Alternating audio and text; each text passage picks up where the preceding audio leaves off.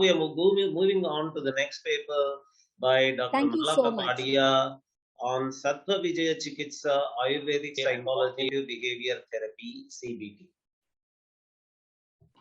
So first of all, pranams to everyone, all the earlier presenters, and this is my experience when we are like a soul family coming together for these conferences.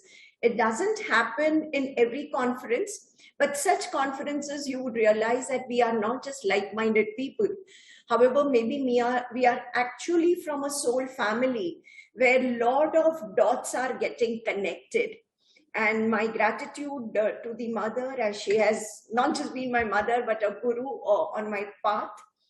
I would begin with this. I know a lot of churning has happened since yesterday on modern psychology and Bharatiya psychology. I would personally like to call it Sanatan Dharma rather than Hinduism. Why Sanatan? Because not just it was Sanatan earlier, which became Hinduism.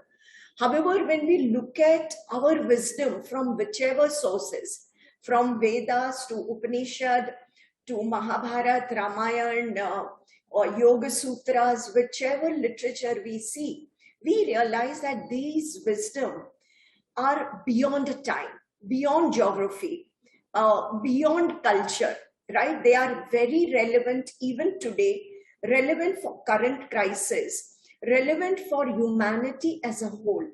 So though here in the slide, I do call it Bharatiya, but honestly, I personally believe that what is modern is only in the term of time, that it's the latest, it's the more recent development.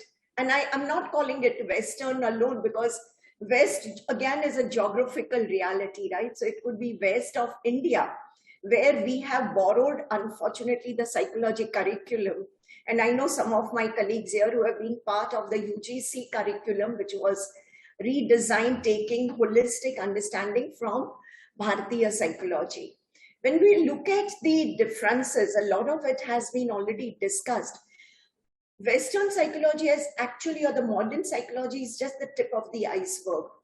And also it is disconnected from consciousness and the interconnectedness of the universe or the cosmos. And therefore, they have gone through a lot of paradigm shifts, waves, or the forces, the first force and the fourth force, or the fourth wave of humanity, transpersonal psychology, etc. And my gratitude to Kundanji, because I've been very vocal about the appropriation of our wisdom without giving us the, the right credit for our wisdom, and just changing the words and using them in theories. Abraham Maslow and Carl Jung, I have been integrating a lot, and I do realize, unfortunately, the management literature or even the psychology literature does not take them or their original work in a holistic way. However, when we look at Bharatiya or Sanatan psychology, it goes below iceberg. So it's not just looking at behavior or schemes, but it's also looking at sanskaras, mind, hriday. It's also looking at conscious evolution, positive psychology, which is a very recent phenomena for the modern psychology, has always been there with us. My study in Ayurveda took me back all the way to Atharvaveda, because Ayurveda is the Upaveda of Atharvaveda. And I realized that in Atharvaveda, there are chapters. I'm reading an edition by Pandit Sattvavajay from Swadhyay Mandal. And there are chapters on Man ka utsaha kaise badhaye. Now, coming from the field of management education as well, I realize that engagement has been the biggest crisis. And when you look at management crisis or psychology crisis, you can't look at only behavior. You have to go much deeper to understand the holistic way. And therefore, I realize that rooted in consciousness, Bharatiya psychology has to be revived with the right scientific spirit. What we lack is not the wisdom, not the insights. The way they need to take paradigm shifts, we need to take a U-turn, review, re-understand our own shastras so that we are able to place them in the world place them not just universities outside India, but also Indian universities as scientific Shastra. So a brief introduction. Yesterday, one of the speakers did talk about CBT as a part of psychotherapy from the modern psychology. Albert Ellis in around 50s have developed, 60s have developed this concept where thoughts, emotions, and behavior, how they are interlinked and they create each other. And therefore the ABC to begin with, and then ABCDE model was developed. Beck has worked on this same model and made it a little more rational and cognitive. So in the modern psychology, the REBT or the CBT model talks of external event creating an internal response. It talks of rationality, which is needed to deal with the situation, versus irrational beliefs about the event. It also talks of the consequence, which could be positive or negative. However, chances are, and this is what Albert Ellis has been saying, that chances are that our beliefs about any event or adversity are very irrational. Though we are supposed to be, and this is what Western psychology, philosophy have been claiming, that human beings or a man is a rational animal. And therefore, a lot of cognitive theory, what is scientific is seen as cognitive, but what is metaphysical or what is philosophical is not accepted as scientific. That itself becomes a belief. However, the emotional consequences would change. The effect will change if we are able to dispute these beliefs. What are the irrational beliefs that CBT talks about? Catastrophing, that anything that happens in the outside world, you suddenly feel, oh, it's catastrophic. It's destroyed me. It's destroyed my world. We tend to become bipolar, where it's all or nothing. It's like a pendulum. Our mind becomes like a pendulum. And therefore, we say that even a minor failure or a mistake can be seen as a very exaggerated, having an exaggerated impact on our life and relationship. One of the irrational belief is that when we look at the world, we tend to minimize what is positive in the world or the situation or in our relationship. And we magnify or we look at more of the negative. Also, we take everything personally. So personalization is one of the major cognitive dissonance, which creates these irrational beliefs. And we all get into a negative automatic thought. Now, this is something that all of us have experienced. I mean, even before CBT or after CBT, we all know that the thoughts going on at the back of our mind. And Tavarya ji, one of the Parsi yogis who has worked a lot on Patanjali Yoga Sutras, and also has correlated a lot of neuroscience research along with Patanjali Yoga Sutra, says that every second, almost 120 thoughts cross our mind. And it's happening as an activity at the back of the mind. We are not even consciously aware of it. They occur automatically, and they are always, one of the reasons why we are not able to listen actively is because we are wanting to respond. To become an active listener, we need to calm down this mental activity which is happening. And the major themes that are related with negative thoughts, which are automatic, one of them is a low self-esteem. So what are the dysfunctional assumptions? Rigid, conditional rules of living. I mean, even today, I feel sad when I see young parents talk to their very young children in a negative way, not segregating their behavior with their personality or their swabhava or their entire identity. So the moment you tell your daughter or son, acha bachcha, ganda bachcha, achhi beti, buri beti, we are invalidating. We are actually negating their entire identity and existence. Therefore, the child who has transcribed all these sentences in their brain and mind both, not just brain, which is one of the major difference between the West and the East, or the Bharatiya psychology, that here brain is the center. While when we now look at Sattvavajaya, you would realize that it's not just the brain which has irrational beliefs. It's not the brain which is holding on to all the past scripts or the sentences. And it's not just the brain which is becoming unrealistic and therefore maladaptive. And therefore, many a times I tell a lot of young parents when I talk to them that our education system or our family talks create boxes where we put in children. And then when they grow up, we expect them to take risks, be innovative, think out of the box. This creates a lot of dissonance in people, and which requires CBT. Personally, I have used CBT not just with people having some psychological problems or pathology. I myself have used it on myself.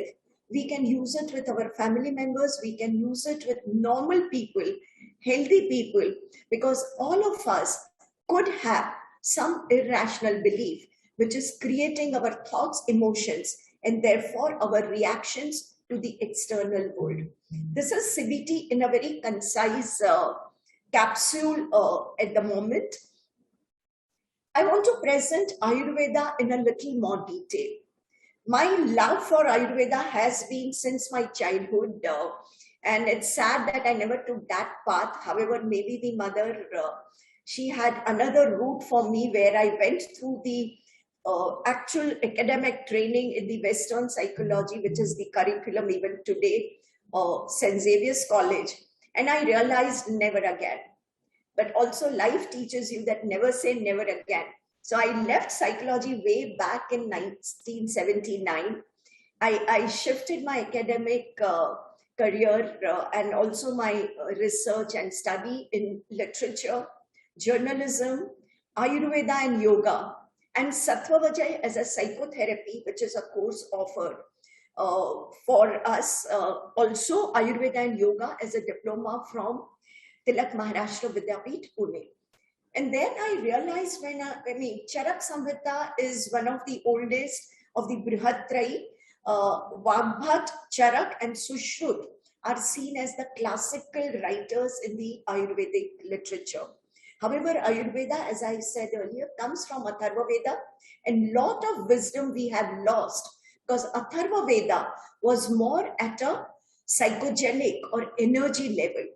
And therefore, a lot of chapters that we read in Atharva Veda work at energy level. Even the psychotherapy or the treatment of mind happens at an energy level in Atharva Veda.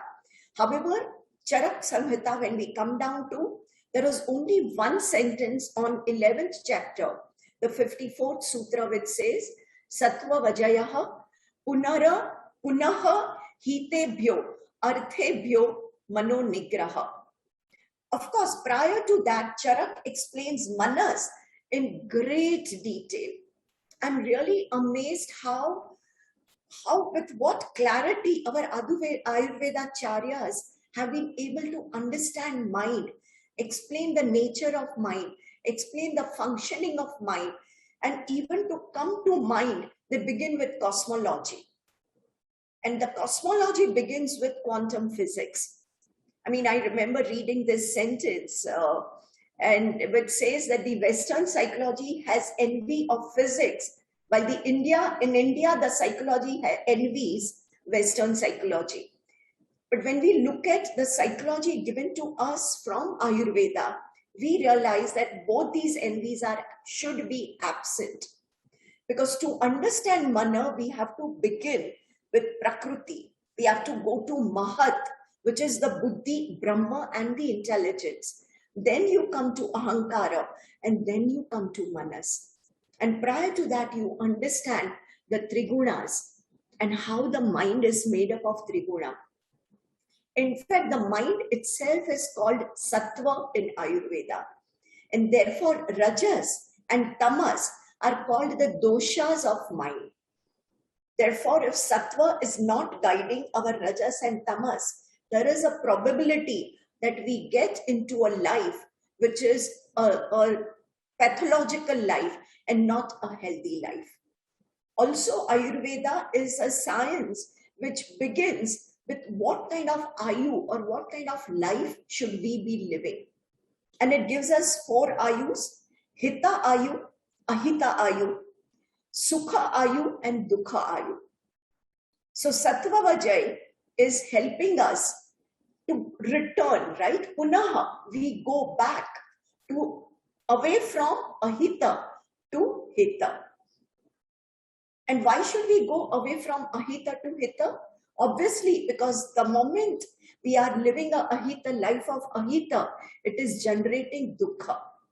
If you want a life which is full of Sukha, we need to live a life which is full of Hita. And what creates this shift? It's the travel of mind to the external world. Arthebhyo. Artha are the objects of the mind where all our 5 senses are getting attracted all the time. However, what Charak does not go beyond this one sutra in Charak Samhita. We have Todara Dandaji in his book on Ayurveda Saukhyam explain Sattvavajay in much more detail to us. And he says that to move away from Ahita, what can create that link with Hita is the Sada Artha. So there is Artha or the objects where the Manas is getting attracted in the outer world, but it can be Hita or Ahita. And therefore Ayurveda gives us Sadavritta and Achar Rasayan, Swasthavritta in great detail, which can actually become the curriculum for positive psychology. How to lead a happy and a healthy life. To shift from Ahita to Sada comes with what? It can only come with Dhi, Dhairya Adi and Vijnana. Our Shastras have explained the Vijnana of mind or the Mano Vijnana in great detail. Manas is 11th Indriya, the Panch Karmendriya, Panch Jnanendriya. They are there and we all understand or learn them in our biology. What we don't learn in our biology curriculum is Manas as 11th Indriya. It's a part of our Antahakarana. The nature of Swabhava of Manas is constantly to go outward. And we need the Viveka Buddhi to look inward and therefore be away from either a wrong use, Mithya Yoga, overuse, Ati Yoga, or less, which is a yoga of Indriya with the right Artha.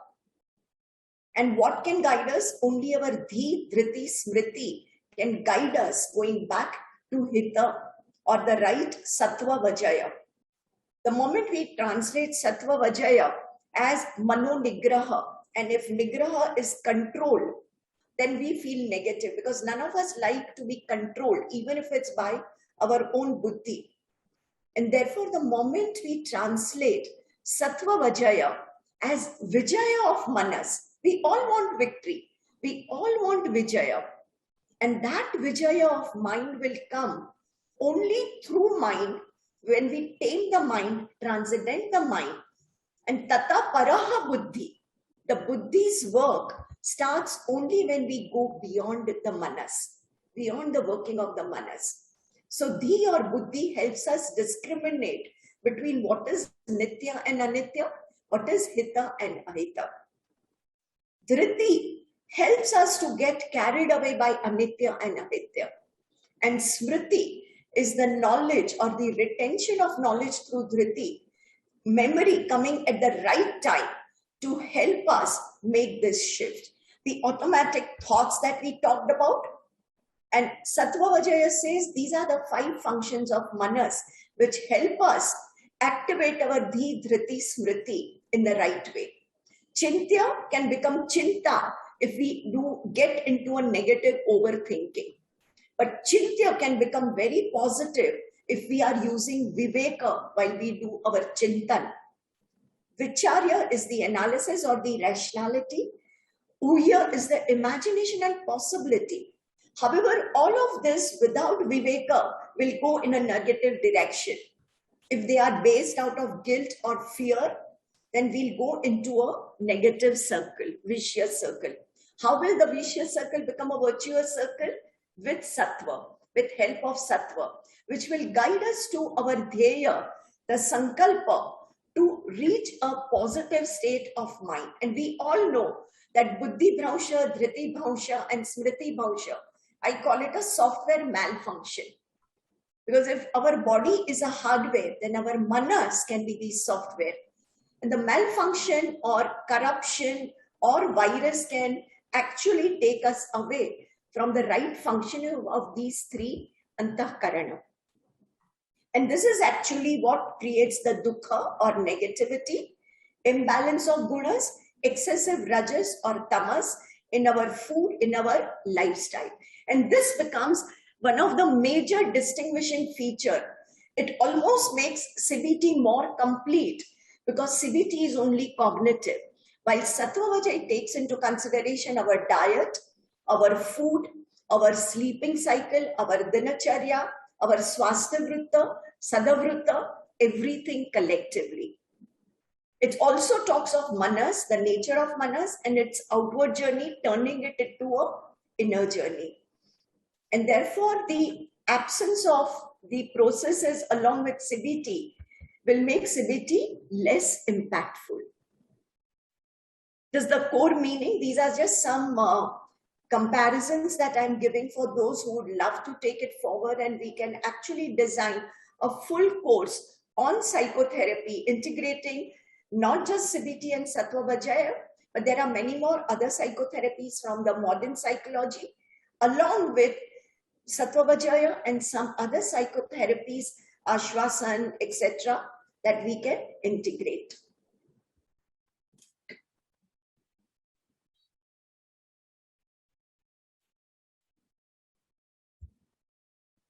So this is, I'm glad that Prasadji interpreted jnana as perspective, right? I mean, the knowledge the moment we look at jnana as only knowledge, it's a limiting perspective. But the moment we translate jnana as knowledge of self, and this is what our Bharatiya psychology is, we look at vidya and avidya, where vidya is anything which gives us brahma jnana or self-knowledge. And therefore, at Rashram, we call self-knowledge as a meta skill, which is absolutely essential for us to be able to implement any skill, any competency that we learn. And this can actually become a part of the executive coaching that Prasadji was talking about. Vijnana is not just science as it has been translated. Vijnana is the psycho-education and guidance. Dhairya is the patience. Dhi will give us dhairya. Smriti will give us mastery. And then samadhi will help us go into transcendence. It's very sad that a lot of English translation of our Sanskrit words have limited or either distorted the meaning of the original words. Because I was looking at, for my own research, I was looking at the word abhinivesha in Panchaklesha.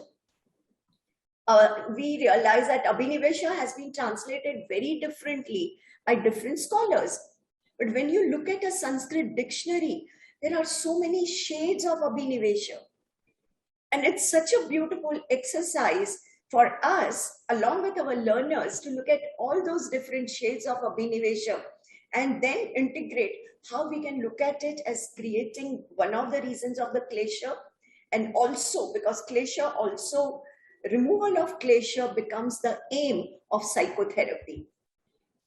And this is where I wanted to be brief because, of course, there is a lot that I can expand because I realize that we are slightly delayed in our schedule today. I don't want to take up time from the next speakers.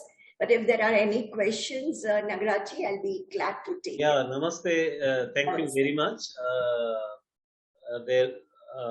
I think are a few questions with regard to this Ayurveda thing. How Ayurveda deals with these issues, whether Ayurveda considers them to be symptoms or causes, irrational thought processes as it as causes or symptoms. Okay, Ayurveda would see it as a cause and a symptom both, and then work on it to remove. Because if Rajas and Tamas is, taking us away from Sattva, it's a circular thing, right? It causes something, but it also creates a symptom. Okay, thank you very much.